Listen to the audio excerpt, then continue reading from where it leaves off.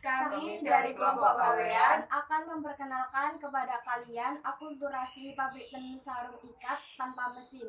Perkenalkan, nama saya Ahmad Hilmi Maulana dari program studi Ekonomi Pembangunan, Fakultas Ekonomi dan Bisnis. Perkenalkan, nama saya Erlinda Zalianti Faila, program studi Ekonomi Pembangunan, Fakultas Ekonomi dan Bisnis. Perkenalkan, saya Nadila Dwi Nursia, program studi Hukum Bisnis Syariah, Fakultas Keislaman. Pabrik tenun milik Bapak Haji Abdul Hamid merupakan salah satu pabrik tenun ikat tanpa mesin yang terletak di Jalan Raya Boboh, Kecamatan Menganti, Kabupaten Gresik, Jawa Timur. Pabrik ini berdiri sejak tahun 1980 sampai sekarang. Jadi kurang lebih pabrik ini sudah sekitar 41 tahun beroperasi. Awal berdirinya pabrik ini berasal dari pengalaman beliau yang pernah berpengalaman di bidang tenun menenun. Jumlah pegawainya sekitar 170 sampai 180 orang. Untuk pekerjaannya tidak hanya orang yang berasal dari desa Boboh, tapi juga ada yang dari luar desa seperti desa Merwudi, Bando, Betiting, dan masih banyak yang lainnya. Benang yang digunakan untuk menenun sarung ada 3 jenis, yaitu benang katun, mitris, dan rayon. Benang ini diambil beliau dari distributor benang yang ada di Surabaya, Bandung, dan lainnya. Dan untuk pembelian benangnya biasanya sebulan sekali atau 2 kali.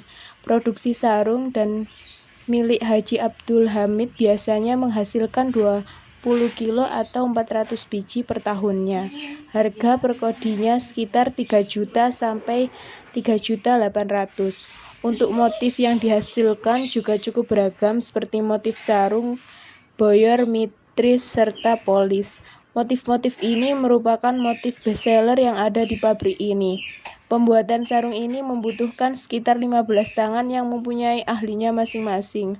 Untuk masa pandemi sekarang ini, pabrik ini tetap berproduksi. Pemasaran untuk sarung ini biasanya di Surabaya, Medan, dan luar pulau lainnya.